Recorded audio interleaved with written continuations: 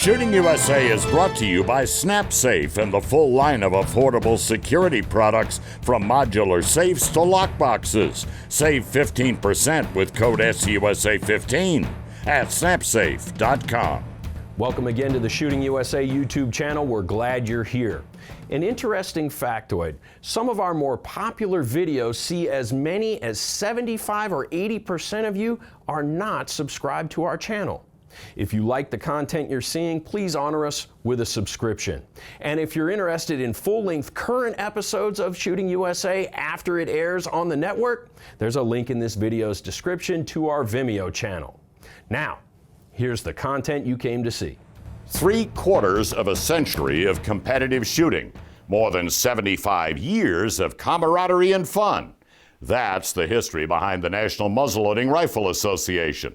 These days, most muzzleloading rifles are out extending deer season, but not for the members of the NMLRA, who gather each year to celebrate America's shooting traditions and compete with the kinds of firearms our forefathers owned when they wrote the Second Amendment.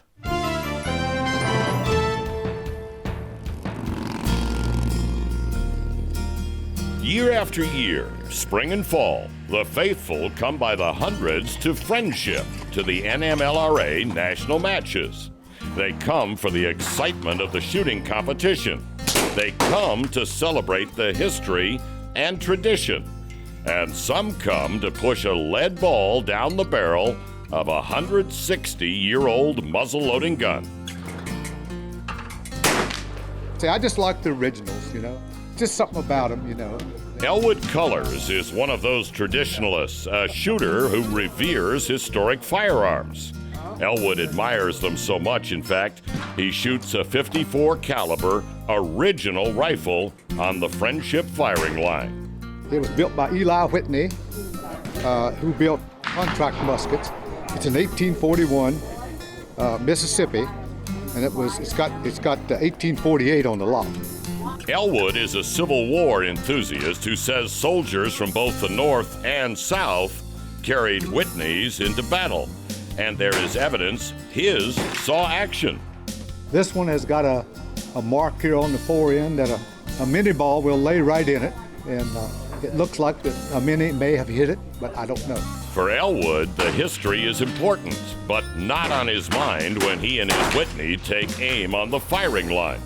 Oh, I think about hitting the target, and it'll do it. It shoots real well. You find magnificent old firearms that hit the targets on the skeet range at Friendship, too. Duncan Dawkins shoots one of the finest. This shotgun is a Wesley Richards. It's a 14 bore with grip safety is what really differentiates this piece. English gunmaker Wesley Richards built Duncan's percussion shotgun way back in 1860. It is beautifully engraved and handsomely checkered with barrels made of Damascus steel. But all that is only part of the shotgun's attraction for Duncan. Really what I was searching for was a stock that would fit me correctly. And as soon as I shouldered this one, I really liked it, and I really like the way it looks. It has really pretty barrels, nice engraving, and it's just the feel. If you bought a fine 16 bore or 14 bore off the shelf, today, this gun would rival the way it feels. And the way it shoots, at least in this shooter's hands. It shoots where I aim it. Does it? Yeah. Sometimes that's a problem, but it's a good shooting gun. Duncan's shooting buddy competes with a Wesley Richards too, an original double flintlock. But Harry Sparks' magnificent sporting arm is nearly 2 decades older than Duncan's. A very late Wesley Richards flint, and it's very unusual to see the flint ignition still being made, and this is in 1841 this was built, and it's a fantastic example of the high art of flintlock making. Harry says soon after his shotgun was built, the flintlock gave way to the newfangled percussion firing system, and his became sort of a novelty. We do it with novel. They're not the handiest things to be shooting. Still, Harry has only the highest regard for the firearm in his hands. First off, it's in phenomenal condition for its age. And it's beautifully built, and it's beautifully engraved. It has the original finish on the barrels, original finish on the wood. But this shotgun represents more than art. Its lock and pan are high technology for 1841. A platinum rib in the bottom of a V pan. They were considered to be waterproof because when you close them, as you can see, the joints just virtually disappear. They're so tight. So the combination is just the ultimate flintlock before the era sort of faded. But like other competitors, art and technology are not top of mind when Harry is busting clay targets. I'm just trying to hit the bird. But holding it now, he's proud. I'm just lucky to be the guy that's looking after it for these 20 or 30 years, and then somebody else will be up to it. These guns have outlived lots of people. Every sporting arm has a past, and Chuck Baker is fortunate to know a part of his treasured shotgun story.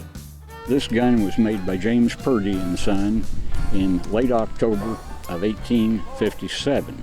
And we know that because the serial number is etched in company records. Yes, renowned gunmaker Purdy & Son is still in business today. It's actually one of a pair of guns. You might see that it's marked number 2. This is what's entitled a gentleman's gun. A gentleman with a servant to carry both guns and load whichever was empty. Thus, there's no ramrod. The hired help had it. Times have changed substantially. But not so much at Friendship, where tradition, like shooting the great old guns, carries on year after year. It's in my hands now because this is the best way to love it, to continue to see it in use. Talk about a shooting tradition. Harry Sparks, a skeet shooter with the 1841 Richards flintlock, first came to Friendship in the 1960s and has come back for the Nationals every year since. But many have been coming even longer than that. Coming next, you'll meet some of the ambassadors who are helping new shooters learn to enjoy black powder. For the rugged, the style, the untamed, and the wild. For the trades, the trees, the mountains, and the free. Reimagined, re-engineered, reborn. We found a group of shooters on the Friendship firing line who had two things in common. All are new to muzzleloading, and they all seem to be quite happy about trying a new shooting sport. And that was putting big smiles on the faces of the folks who run the NMLRA and the coaches helping out the newcomers.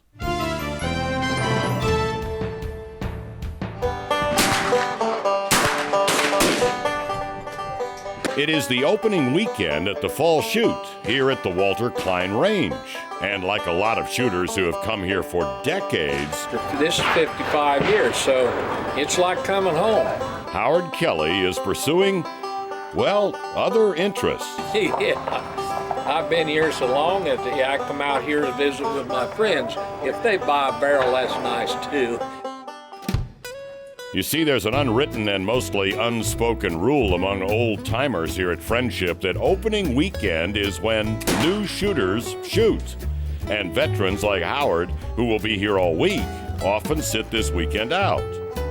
Maybe I'll learn to play this thing, you know? So while Howard works on his banjo picking, you'll find young new shooters like James Phelps. Okay, that's another scoring shot. And older new shooters like Don Pribble, all having a blast on the firing line. And working with each of these new muzzleloaders, you'll find a devoted black powder enthusiast, Instructor Bill Baskin. He's got this beautiful new flintlock rifle here. Never fired it before today. Tom Scrobot is soaking up Bill's every word about his new shooting sport. Tom says he's shot many types of firearms, but nothing compares to the thrill he feels when he pulls the trigger on his traditional flintlock. Exhilarating. It's like like skydiving. That exciting. Oh yeah, it's great. I love it. Yes, it is. Yeah, it's a whole new adventure. Yes, it is. Tom is clearly enthusiastic. You see, this is not just the first time Tom has fired his new rifle. It is the first time ever he has shot black powder. I've shot, handguns and rifles, but never black powder before. But it's just wonderful. The smell of the powder, the people, everything around here. It's just great. Just wonderful. Tom isn't alone in his excitement. Don Pribble bought his percussion rifle only 3 weeks ago and has fired it just 7 times. Well, it's the history of it. Just the way the pioneers did it. That's the way shooting started way back when. I like to experience what they went through to shoot back then.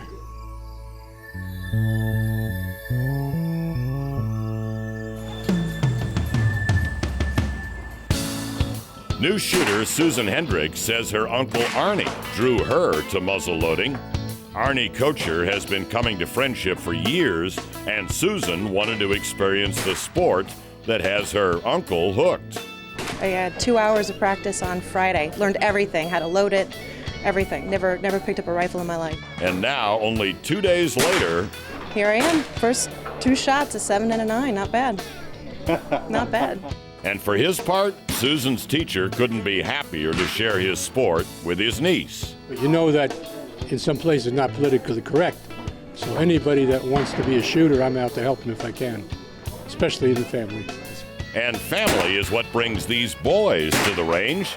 Caleb and big brother Jacob Fouch have been shooting with Dad since preschool. But this year they've given up high-powered rifles for the joy of muzzle loading. Well, that's what Daniel Boone had, and I just think that's pretty cool. I just kind of like the old-timey gun. In fact, both brothers claim they are thoroughly hooked. Don't ask them to give up their new favorite sport. It would be heartbreaking. Yeah. I'm not giving it up for nothing.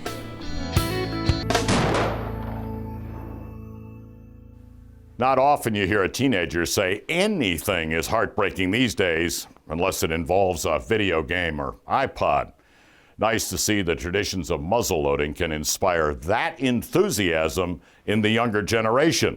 The youngsters are the future of the shooting sports. And when we continue, you'll meet some craftsmen who are doing more than just carrying on muzzleloading traditions. They've elevated gun making to fine art and are teaching the skills to others. There is nothing like a fine old firearm to inspire a sense of admiration, but not everyone can afford an original flintlock from the 1700s. Fortunately, there are still craftsmen making traditional firearms in the traditional way, working on one gun at a time. That's why Gunmakers Hall is such a popular place.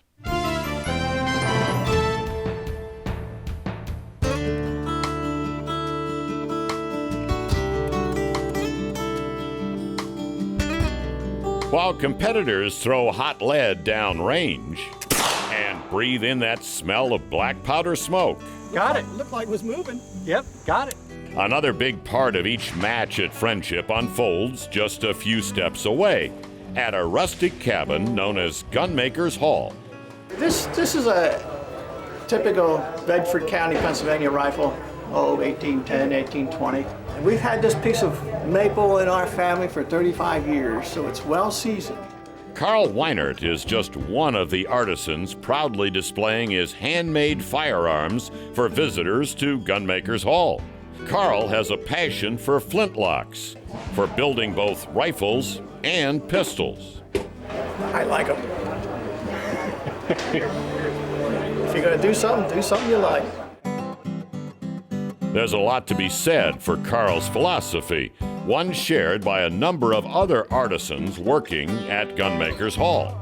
The history of it and the fact you can do it. Proud to be able to do it, you continue to do it. Take historian and craftsman Bill Hoover, for instance. Just out back of the gunmaker's cabin, Bill is painstakingly working away, rifling a barrel for a muzzle loader the way it's been done for hundreds of years. This is your tool holder or some of our guys call them rifling head or whatever. This is the piece that holds the cutter. And then inset into that is a piece of this hardened steel. I don't know if you can see the teeth on that. And to make it go deeper, on the backside there's a hole. Push the cutter out, put 1,000 shim in it, put it back in, squeeze it down, and pull it back and forth the barrel again. Bill pushes the cutting tool down the barrel, then turns the bit slightly to cut the next groove. Each pass shaves just a little more steel until the job is done. These are the chips that came out of the barrel the first time, and that's from about 2 revolutions. Bill says it takes more than 3,000 passes before he and the bit complete the work, compared to 1 pass for a modern machine. Rifling a barrel takes hours this way, but that's all right with Bill. In 2 or 3 hours, I can have this done, which is, what's 2 or 3 hours when you're retired? Trying to pick my rod that I would use. A few steps south, Eric Morris works away, turning rocks into rifle flints the old-fashioned way. This is actually kind of how the English did it, but they actually used English hammers and stuff. They used a steel hammer. This is actually a flint knapping hammer for making arrowheads. Eric first knocks a bladelet off his larger flint rock and then completes his finished product. There you go. Got your little gun flint. No flintlock is a flintlock without one. Well, I made that out of, 6 or 7 different horns. And no 18th century flintlock shooter would head to the woods without a powder horn either. But not many riflemen carried a work of art like the ones Keith DeWitt's creates. I do the job not for the money that I've contracted for him. I do it from the standpoint of I want it to be the best that I can do regardless of how much time it takes me to do it. But Keith does more than just build powder horns. He is also a scrimshaw artist, and with the point of his knife, he traces history into this woodsman's tool. If you want something in red, any line that you cut, you can put red Indian ink in it, and then it will stay red. Keith attracts quite a crowd to the cabin's back porch. A crowd with a love of traditional firearms. A crowd that can't get enough of watching this artist. Or this one. Or this one. At work. Do the best that you can do, or just don't do it. I just love this stuff. Trying to show the non-shooting public that we're gun nuts, but we're not crazy. No, they're not crazy, except maybe about building rifles and the other fine tools frontier shooters require. Do the best you can, or just don't do it. Well, you've made it to the end of another Shooting USA video on YouTube, and for that, we thank you. It does help the channel if you subscribe, like, and comment, and that will help us keep the content coming.